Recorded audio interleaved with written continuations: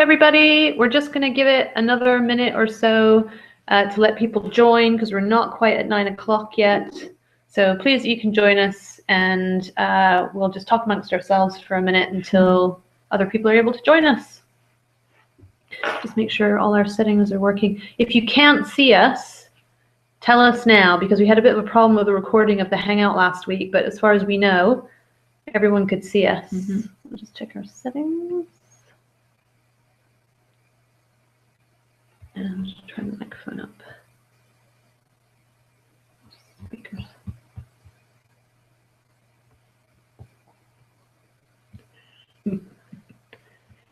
Switch it off by accident.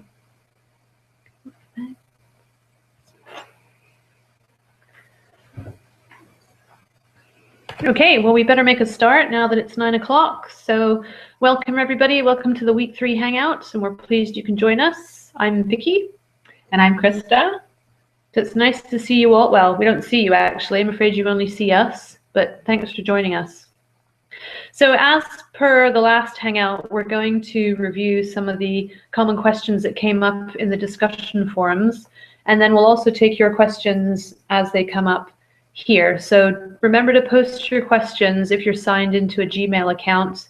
We get them popping up on our screen, and then as we answer them, we can click on them so that you can all read the question that we're dealing with from the list. Okay. That's true. It's starting to pick up. Yep. Okay, so we're going to kick off with some of the top questions. I'm going to start with this one. Okay, yeah, sure. So something that came up in one of the discussions was a few questions about nutrition for poultry. And I made the comment that unfortunately it's neither my area of expertise, but also we would have had a hard time squeezing it in a 5-week course because, as you may have noticed, there's a fair amount of material already. So I did suggest that maybe I would ask a colleague if he would consider running a MOOC on nutrition, and that seems to be fairly popular. So I'll suggest that to a colleague to perhaps create a MOOC about chicken nutrition. I think it's a big subject, but I appreciate your interest in it, and I'll certainly pass that along. Shall I talk about some of the things that came up in the quiz? Yes, and we'll give the people a few more minutes to add some more questions to the list. Sure. So there's been a few, again, some glitches with the quizzes, errors with the wording in the quizzes. Just keep that coming through because it definitely helps us when we're trying to reword the quizzes for next time.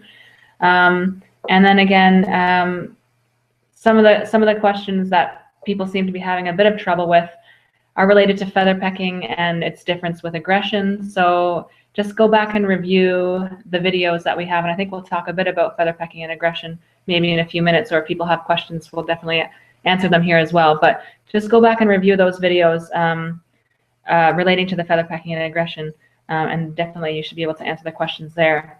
But yeah, if you have any other concerns about the quiz questions, please let us know, and we'll try our best to address them as we can now. But if we can't sort of address them for this time around, then we'll definitely be able to fix them for the next time, and so you'll help people when the next time the course runs. So don't feel like you're guinea pigs, but you are helping us to improve the course all the time. So thank you very much. So I think that's all I had about the quizzes. But if you have any questions now about the quiz, feel free to ask them or post them on the forums. And again, we'll try our best to sort of keep our eye on all of the comments that are coming up on the forum boards. Okay, before we go through some other items on our list, we're just going to answer one of the questions that's come up here. So this is from Thomas and Kimberly. So the question that they've been asking is whether or not the mustard trick works to help prevent egg eating. And Thomas or Kimberly are saying, do you just blow out the egg yolk and white and fill it with mustard? Is mustard bad for the chickens? Well, I can tell you that I haven't personally tried that method here at the college, but certainly a colleague of mine did use the quinine trick to try and stop egg eating, and it did appear to work. Whether or not mustard is bad for chickens, I doubt it. They'd have to eat an awful lot of it, I would think, for it to be bad for them, and hopefully it's aversive enough that that won't happen. Do you have any experience with giving chickens funny things to eat? No, I don't. But I think, was the quinine delivered directly into the egg, or was it in the feed for the hens? No, we put it in the egg. So in that case, we punched a pinhole through the eggs and blew out the egg contents. And then I can't actually remember where he got the solution. It certainly wasn't just like tonic water, which only has a very little bit of quinine in, but it makes it quite bitter, doesn't it? Yeah. So he sourced quinine from somewhere, and I don't know if he diluted it, but he inserted a bit into the egg. I think he glued the egg shut so that it wouldn't leak out, and then he planted it for the naughty hen who was eating eggs, and it seemed to work. But it will make a bit of a mess. But you just have to, and you also have to be really careful to keep an eye, mark the egg somehow so you can keep an eye on which egg it was, so you don't give somebody a nasty surprise. They open up a contaminated egg. But Thomas and Kimberly, I think that there is some degree of discussion already happening on the forum boards with some of your classmates, so maybe they would be better suited to answer that question, whether mustard actually works or not, because I think some of them have said that they have used mustard. I don't know if it was mustard in the egg or if it was mustard powder in the hen's feed. But yeah, definitely check the forum boards for that, because there might be some more tips and tricks for reducing egg eating. As is always the case, most people on the course know a lot more about these practical aspects than we do. So yeah, we really appreciate you contributing to people's forum queries. Okay, that's that one. Thank you very much. We'll now move on. Which one's next?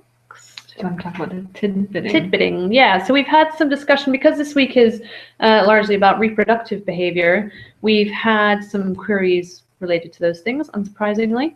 And one person asked the question that when it came to tidbitting, was it that the food was the key aspect to the tidbitting behavior? Is that the element that draws the hen to the cockerel? And it's probably a combination of things. The actual behavioral movement that the cockerel makes and the call he makes, and the fact he's picking up food. But I imagine the food element is the key bit. If a cockerel keeps falsely advertising by showing tidbitting behavior without having food to present to the hen, then the hens may learn that he's the false advertiser. So I imagine from an evolutionary standpoint, that would mean that cockerel wouldn't reproduce very much. But interestingly, one of your colleagues posted on the Week 3 resources forum. Actually, they didn't post it there originally, but I moved it there. They posted a link to a video called Cheating Chickens. And I suggest you go and look at it. It's really interesting. And one of the elements that they were focusing on was what were the wattles for in male chickens, because they can be quite pronounced in particular breeds, but they're generally more pronounced in males than females anyway. And in this particular clip in this video that one of you posted, it showed that if they put a hen behind a set of doors and showed her one of two videos, one of a video of a kind of a CGI'd cockerel who had very big wattles, and he showed the tidbitting behavior. When they opened the door, the hen came out and she immediately spotted this tidbitting cockerel, and she was very interested in what he was doing. But if they showed the same video again, but they had CGI'd the wattles away, and the cockerel was making the same tidbitting movement, when the doors opened, the hen didn't even notice him. Now, they only showed you one clip, obviously, and I assume that they repeated it many times with many different hens, and they would hopefully have been careful to present the cockerel pictures on both sides to balance. These are all the things we worry about when we conduct these experiments. But it was quite striking the way that the hen really didn't notice the cockerel without those wattles. So there's a whole combination of things that draws the hen to her. But yes, I think the food aspect is the critical bit. Otherwise, he's not a lot of use to her. He's not demonstrating he's got access to resources. Anything else on that one? Yeah, I think there was another question relating to mating behavior and courtship behavior. Was that, are all of the courtship behaviors that were discussed in Vicky's lectures this week shown by commercial or domestic chickens? And then I think the person who was asking the question was asking in particular for broiler breeder males. And there has been some work shown, some research that shows that broiler breeder males seem to have lost quite a bit of the courtship behavioral repertoire that would go along with trying to attract females. And so whether this was inadvertently selected for when when we select for other traits that are desirable in broilers or meat birds is still a bit unclear. But it seems that the modern broiler breeder strains, the males, don't seem to display the same level of courtship behaviors that their ancestors would have, or even that a laying hen male type would, or a male of a laying type strain would. And so some of these behaviors are lost, and the males just initiate mating without actually performing the courtship rituals beforehand to attract the hens. And so sometimes it can be quite aggressive and can be quite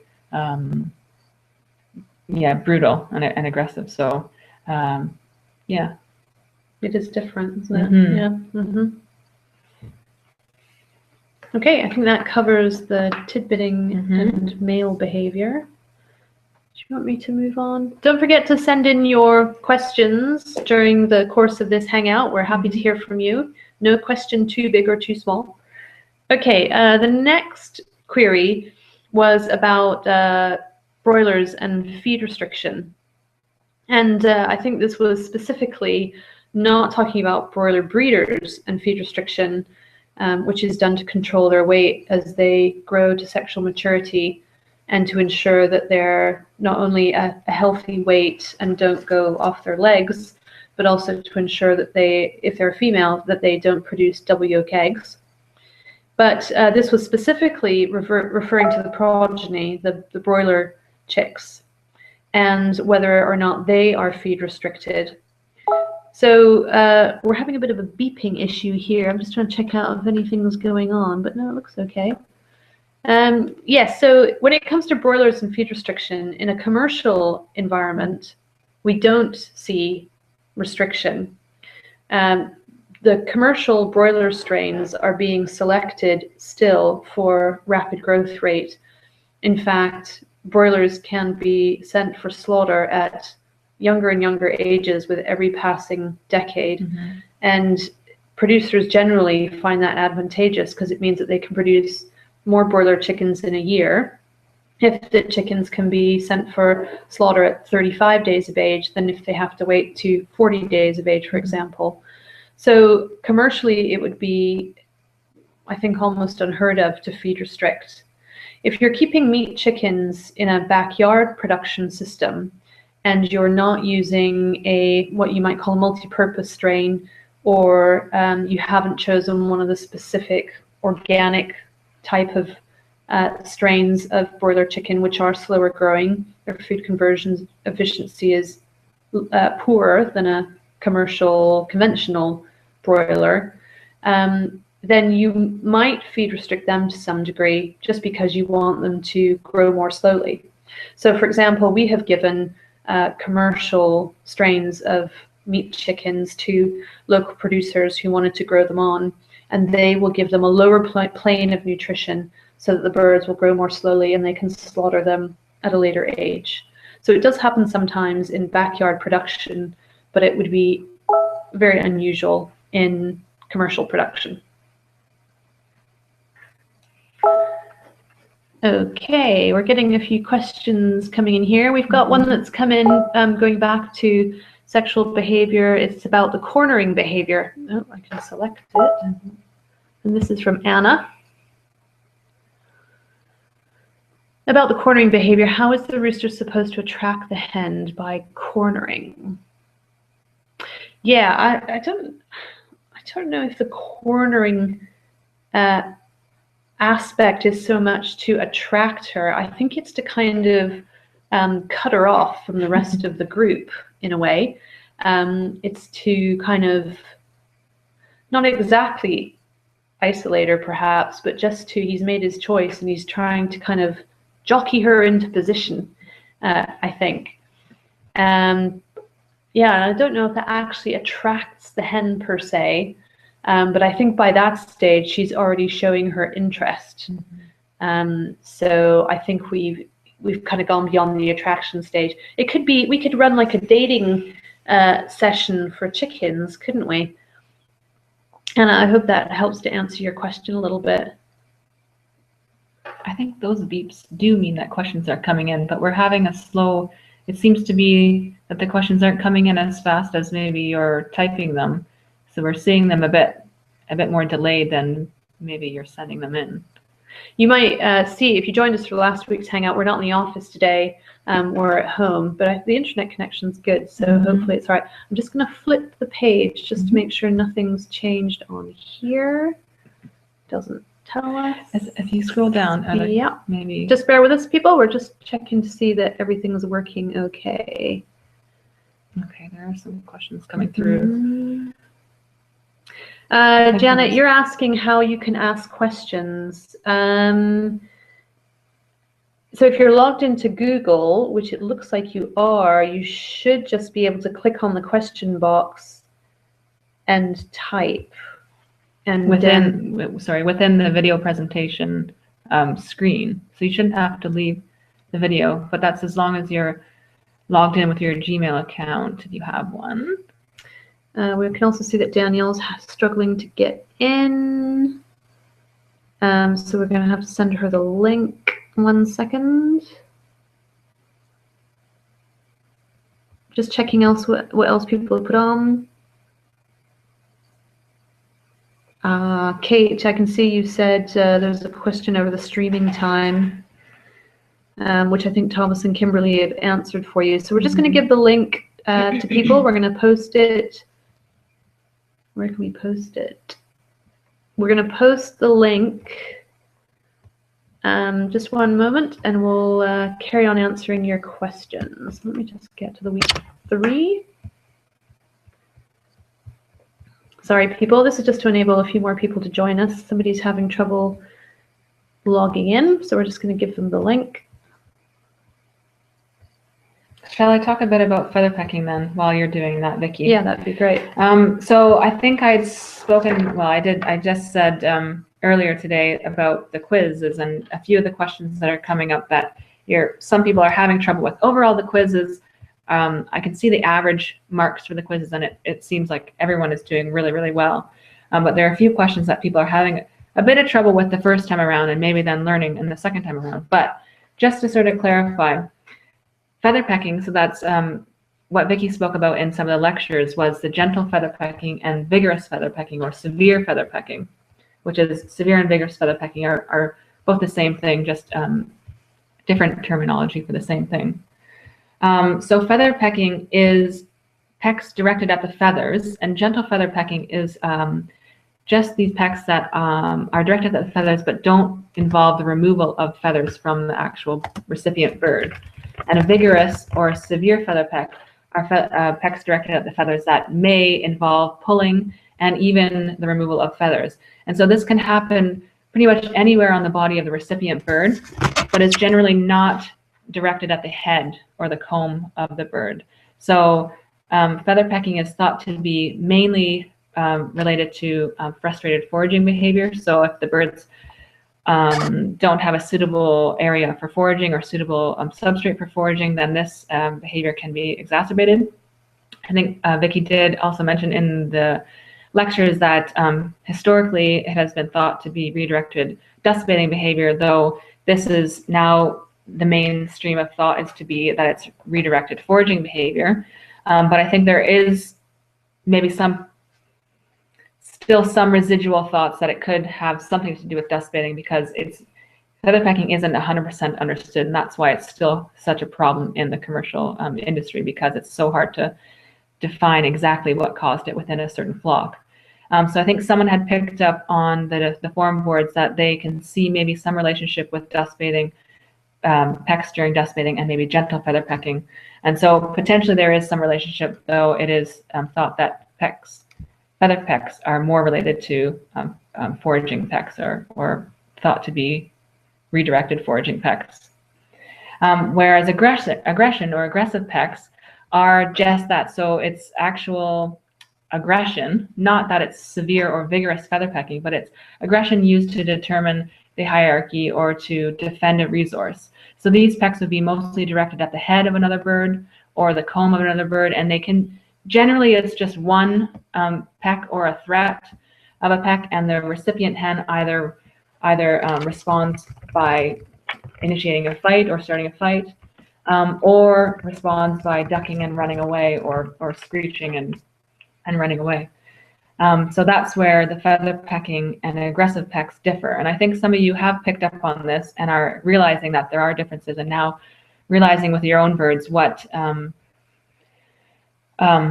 picking up on the differences now and seeing that, okay, this is now an aggressive peck versus a feather peck. But I think overall, people do have some trouble with that. So when you hear the word vigorous or severe, don't think that it's aggressive. So that's not to say that a hen that shows aggression or is dominant doesn't perform feather pecking, but the actual behaviors are different. So an aggressive peck is not a feather peck, though the most aggressive hen might, in fact, be performing the most feather pecking, but it's not to say that they're one and the same, or that they always go hand in hand, or always don't go hand in hand.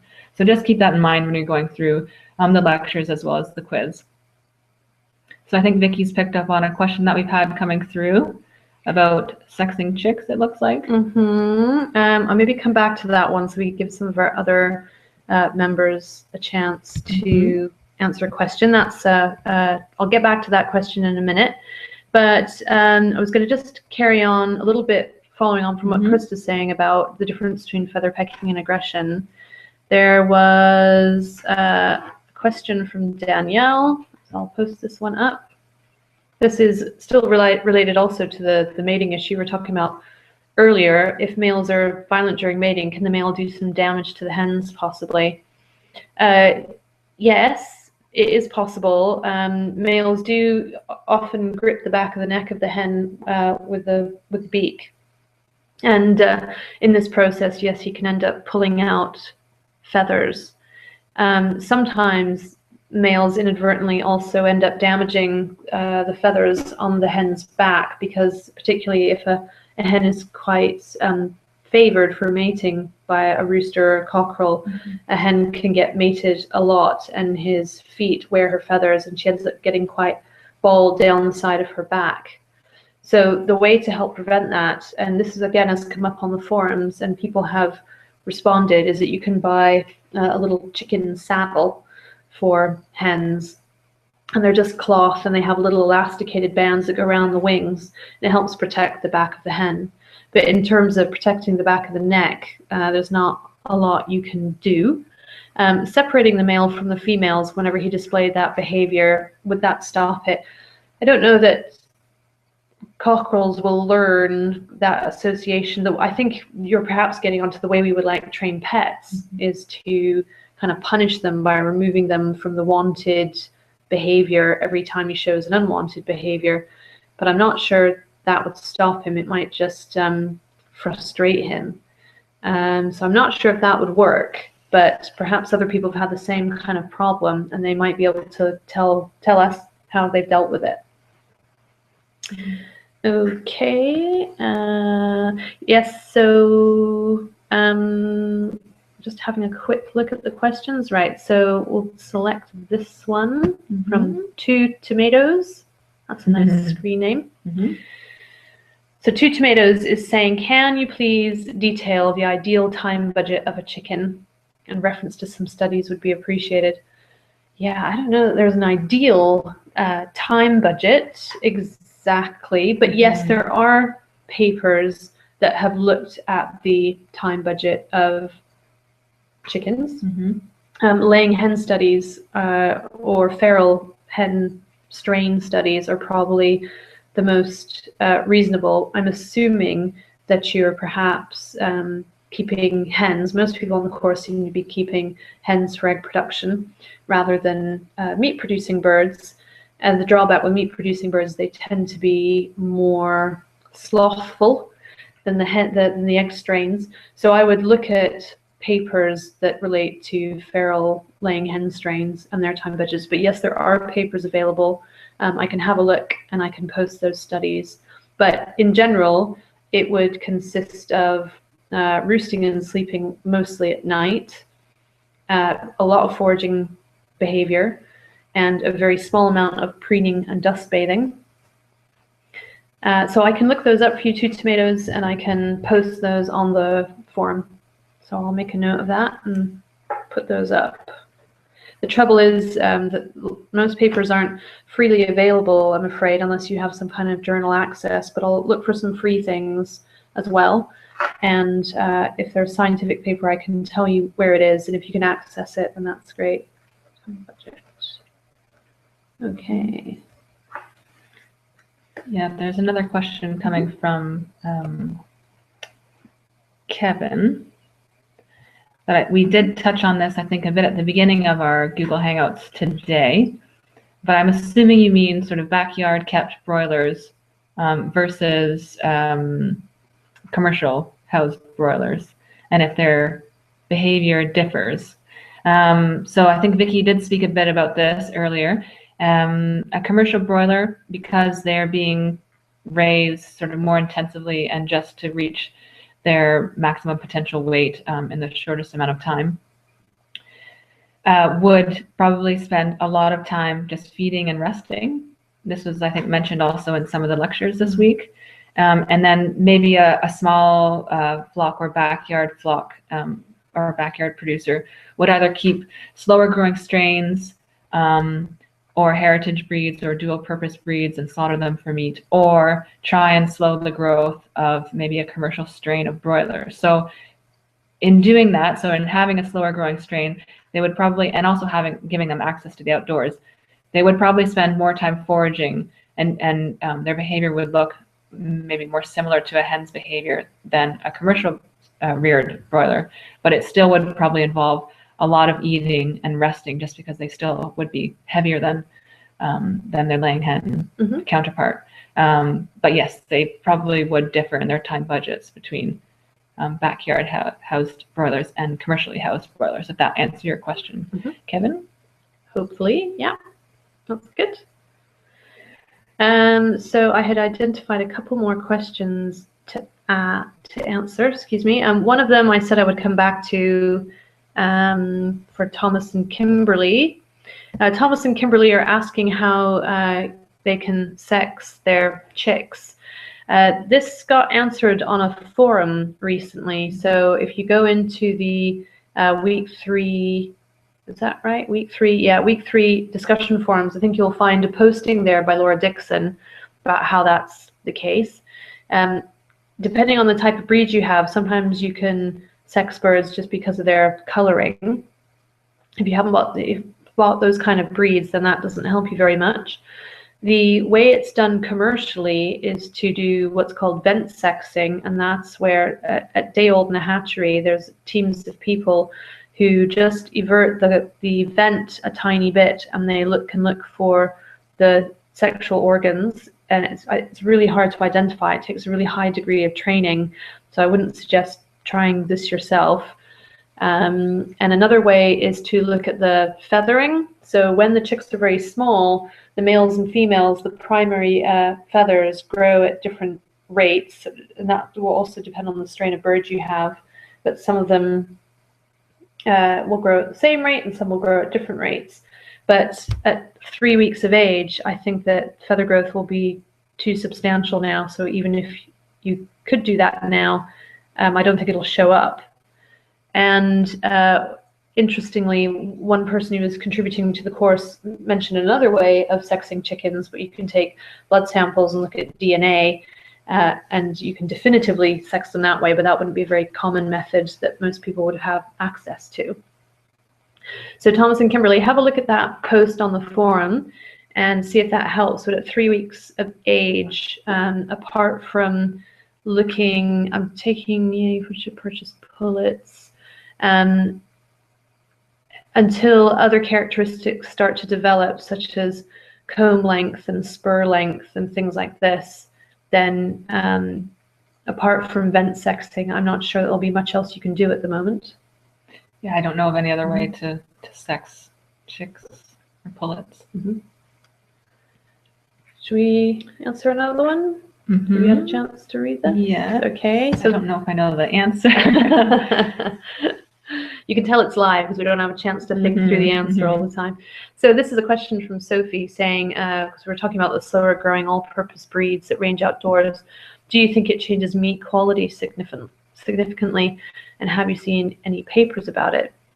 Well, I think one particular key difference with the slower growing meat strains will be that the muscle fibers have longer to mature. So I think it does end up affecting what's known as the shear force. So in meat quality tests, they will use a machine that basically pokes a sharp probe down into the meat, and it will look for the pressure, the force at which it takes to penetrate the meat sample. And so generally slower growing strains might show a slight more toughness, basically. It doesn't mean it has to be kind of unpalatable, it's so tough, but it probably will alter because of the age and the length of the muscle fibers. If you're also referring to the fact that they'll be eating products outdoors, it may do. There's quite a lot of research looking at additives you can put in chicken feed and how that affects both things like wanted omega fatty acids in eggs and in meat, but it can also affect flavor. We had a very smelly trial at the college a few years ago where one of the PhD students was feeding like thyme and rosemary and things like this, and it smelled really nice. But it does have some degree of effect on, it can have a degree of effect on flavor. And for example, something that producers seek to avoid in commercial egg production is not putting in too much fish meal into diets because it can give the eggs a fishy taint. So there probably are papers about it. And again, I can try and look up some resources for you on range and effects on meat quality. Okay, your turn to choose.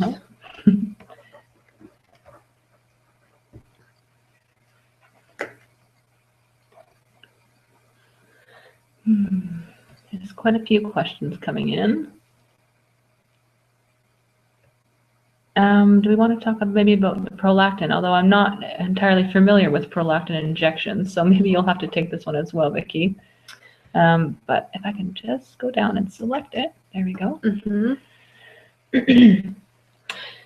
Yeah, yes, this wasn't proposed, Danielle, as something to do to make hens go broody. It was really just referring back to scientific research to show how hormones affect behavior, and that if you take non-broody birds and inject them with the hormone, then you can induce broody behavior. So it was really just to demonstrate how broody control is under hormonal control, and not something that you would do to your flock, and you wouldn't probably be able to get a hold of it anyway. It'd have to be something you'd have to have a license to do. So yeah, we weren't proposing it as a way to induce broodiness in hens. Okay, there is another question coming up from Kevin again. So about perches, I think that was in week 2's lectures, wasn't it? So have you found the chickens you are training to use the perches are getting deformed breastbones, so keel bones probably? I found this last year when the birds were introduced to the perches too young. So we do see that in commercial systems. You can get deformities of the keel bone due to pressure put onto the keel bones while they're roosting on the perches. And I think you could probably reduce deformed keel bones by either putting some sort of padding onto the perch, or again, potentially just changing the perch shape that you have and maybe altering it slightly you might have to do a bit of fiddling about to see which perch actually perch shape causes the least amount of deformities in your hens or your birds. But another thing I was saying last week is that you could have just, instead of having one uniform perch shape, have different shapes so that the birds can have the opportunity to choose where they are perching and change the pressure points on their feet as well as on their keel bone. So yeah, I think there are ways to sort of reduce the deformity that you do see with keel bones, and that is something that we do have, a problem that we do have in commercial systems as well. So you're not the only one that's seeing that with your birds. I wonder if Kevin's talking about meat chickens, though, if he's referring to the perches that I have in behind me in some of the video. But it goes along with what Krysta was saying, because broilers are very, very young. They've got a lot of their bones haven't calcified the way mature birds have, so their bones aren't as hard as a mature bird is. So if you've had a roast chicken for dinner and you cut the breast meat away, you can see the keel bone, and it is very cartilaginous. It's quite soft, whereas a mature bird, it would be very hard, like you would expect bone to be. So yes, I can imagine that you might see keel bone deformity in broilers if they're perching a lot. The problem we saw in that study where you saw the broilers behind me is when we looked at the data, they actually spend very little time perching. And although that nice, well, I thought it was nice, and the very flat style perch, birds definitely perched more. They only perched about 14% of the time that they were scanned. So we'd go in every couple of hours and look to see what the birds are doing. Whereas the birds that had the higher perch with no wire in between only perched about 7% of the time. So we did manage to double time spent perching, but it still wasn't very much. So I don't know in our particular study if that was enough to cause damage to the breastbones, but I'm interested to see that you're saying you do get that. But I'd like to hear from you, Kevin, to see if you're using meat chickens or laying chickens. So we'll look out for an answer from you here in a couple of minutes. So we're looking at some more questions. Do we want to tackle? I think I've tackled everything on my list. Yes, I think I've done everything on mine as well. So we've tackled all the things in our preset list. So we're now just looking through your questions and trying to answer what you've popped up for us. Oh yes, there was this one. So this is Janet. So Janet was saying that one of her chickens will occasionally lay her eggs away from the nest boxes. And what could cause that? Can she be encouraged to lay only in a nest box? Well, yeah, wouldn't it be nice to be able to control your chicken's behavior sometimes? I'd be interested to know if she always lays her egg in the same place when she lays away from the nest box. So is she finding some favored spot, or does it change with, week to week? It could be that for some reason she's turning her nose up at what you're providing for her, and she's liking to find her own nice, dark, cozy place to lay. Thank you very much. And yeah, it's nice that she has a choice, I guess, but it means that your eggs might be dirty or they're getting eaten by the household cat or something like that, and that's not really what you want. So ways to encourage her to lay only in a nest box. You could restrict her movement during the laying period. So hens tend to lay more in the morning than in the afternoon. So if you want to, you could consider shutting her in where the nest boxes are for that period until she's laid her egg. And you might find that if you do that for a week or so, then she might agree with you and lay her eggs in the nest boxes from then on. But that would probably be the simplest way to try and encourage her to lay in the nest box. If you're not keen on shutting her in, excuse me, because she'll be isolated from the rest of the flock, or you think she finds it distressing. So she does lay in the same place. Oh yeah, thanks, Janet. Yep. So she's laying in the same place. Well, one of the alternatives is if you can make that place safer and cleaner for her. So if you can stick some dry litter in there so that the egg, when she lays it, isn't dirty and you can still collect it. Excuse me. Then that might mean you still get a nice clean egg.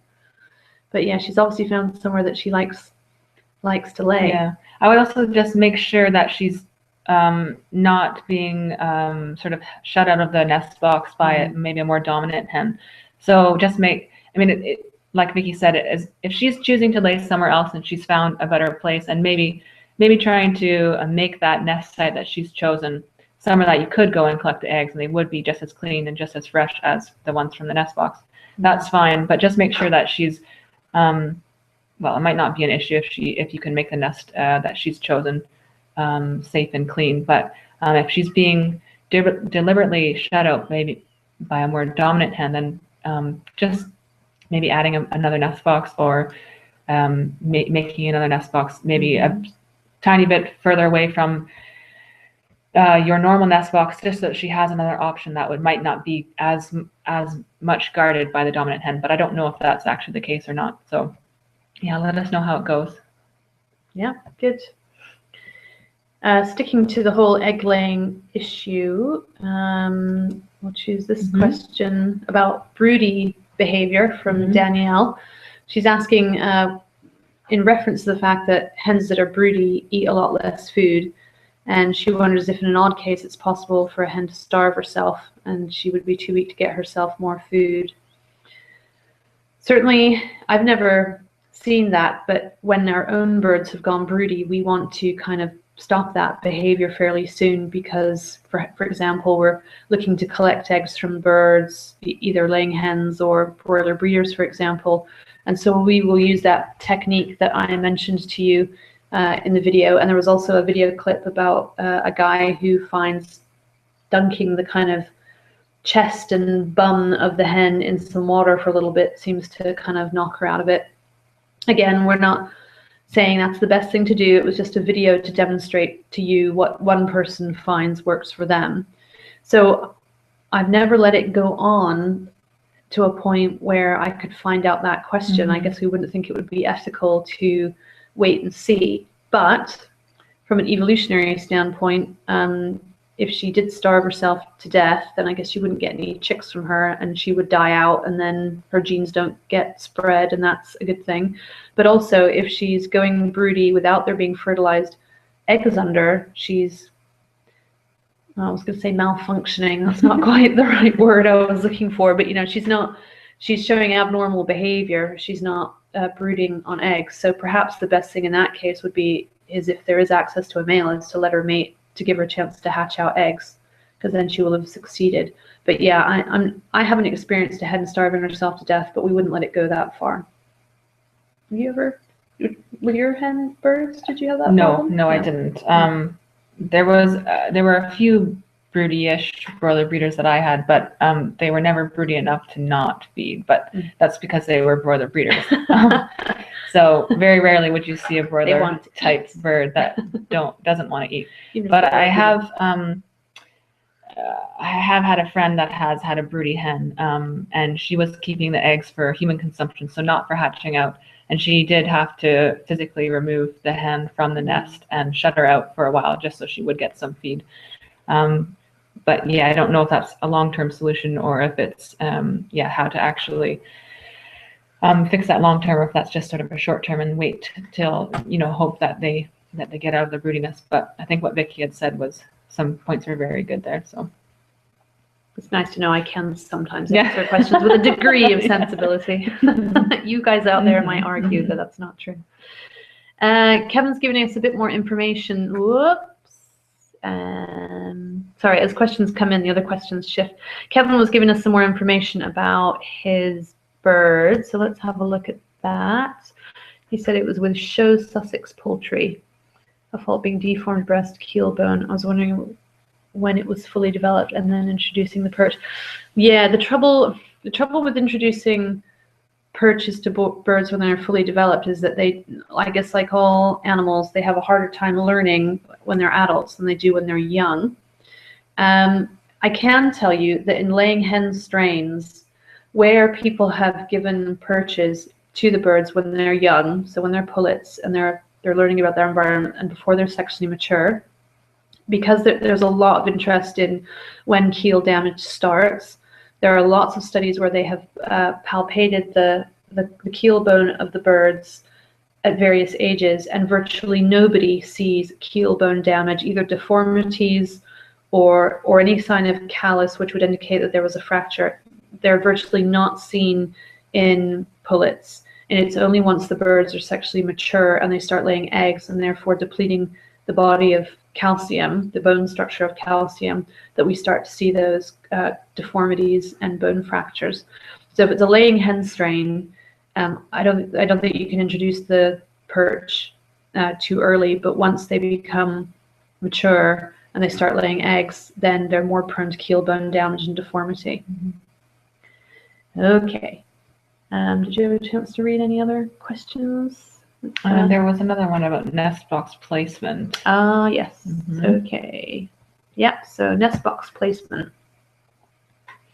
Your colleagues might be able to answer this one for you, Thomas and Kimberly. So how far up should nest boxes be?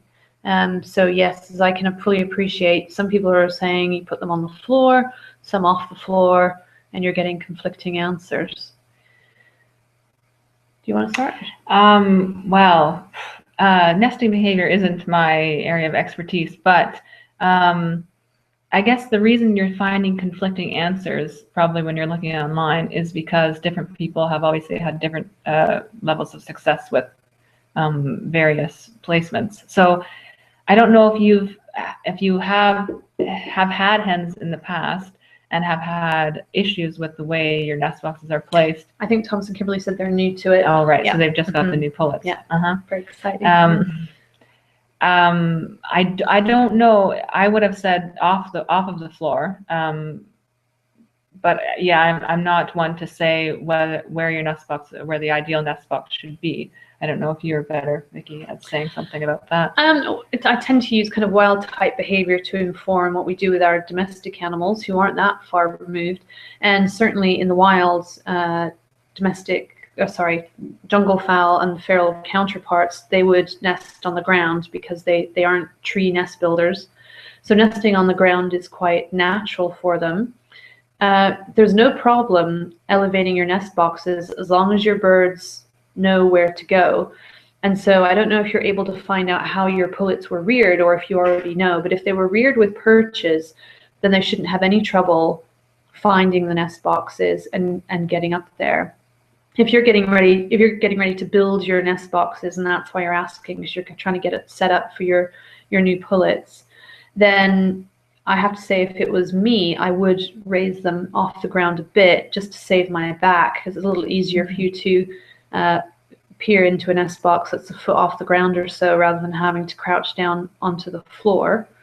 Also, one of the risks you have when you keep poultry and there's poultry food is vermin, rats and mice. And so if you have your nest boxes elevated, it's less likely that you'll get mice running over your eggs and contaminating the eggshells. So if you put some perches in with your pullets, you'll know already if they're pretty good at using the perches, or they're showing interest, or if they aren't.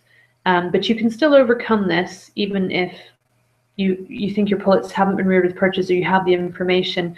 And that's just lift them onto the perches on a regular basis. And if you can, tie an old cup to your perch and put some mealworms in there, and man, they will soon learn to use those perches. Hens will do, or pullets will do anything for a mealworm or a maggot or something that wriggles and tastes good. So I think you'll be able to train them to get up a bit if that's what you'd like to do. And as I said, I think it's probably more convenient for you. It's probably will keep your eggs cleaner, and your pullets should learn pretty quickly. Yeah.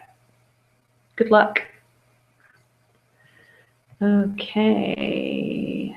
We might be winding down a bit here. Oh, we had one about laying hen songs. I don't know that we're going to be great at this one, I'm afraid, but we'll put it up. Well, do laying hens have any songs or distinct behaviors that tell the males they're ready to mate? Well, they do squat, don't they, and sort of hold their wings out a bit if they're ready to mate. I don't know of any songs or any calls that tell the males they're ready to mate. Well, I think that behavior you're talking about tends to happen just at the point of sexual intercourse. It's not that they show that behavior and the cockerel goes, "There's a girl, she's ready." Yeah. Although you do see that behavior in pullets. So as pullets are becoming sexually mature, you might find, and somebody posted this on the forum, that they saw it in their hens, that if you walk through the flock, they'll squat in front of you. and it is partly submissive behavior, but it is also them becoming sexually mature. But as far as any songs or calls, not that I know of. I'm trying to think of what I hear hens doing. I don't think they give any kind of, call at the time of ovulation when you would want them to be mating. No. I've not come across any indication or any reading anything about that. And when you watch sexual behavior of males and females, the hens seem to be kind of minding their own business and scratching around for food, and the males strutting around trying to get their attention. So not that I can think of is the short answer. If you post that question on the forum in week 3, and let's see what your course mates say. They might have some answers for you. Okay, I think we might be slowing down on the questions here. Yep. Let's have a look. Yep, I think that's just about it. Great. Well, listen, everybody, thank you very much for joining us. There were about 27 viewers this evening. We hope you found it useful, and we hope you're enjoying the course. You're more than halfway through. The next week opens up tomorrow. Just to let you know, tomorrow's a relatively light course on the videos, but week 5 is quite a chunky one. There's maybe 9 videos in week 5, but they're quite long videos compared to my normal 1 to 2 minute jobs. So take it easy in week 4, catch up with all the past material that you maybe haven't had a chance to look at. Please, they might not interest everybody, but I hope you manage to use some of the additional resources that I've posted. We got permission very kindly from some of the publishers to put some papers that people would normally have to pay for free online for you. So if they're too daunting, don't use them. But if you'd like to have a look or download them and think about reading them another time, please do, because they're there for you. But it was really nice to speak to you all, and we hope to see you here again next week. Next week it'll be Laura and myself manning the Google Hangout, so you'll get to finally meet Laura. Face to face, well, face to text anyway. Great, thank you very much. We're really delighted. Sorry, Kimberly, the maggots are definitely the way to a chicken's heart. There's no doubt about it. But mealworms are a little less gross, so I would opt for that if maggots gross you out. But it was really nice to speak to you all, and enjoy your evening or your morning or your afternoon, depending on where you are, and we hope to see you next week. See you. Bye.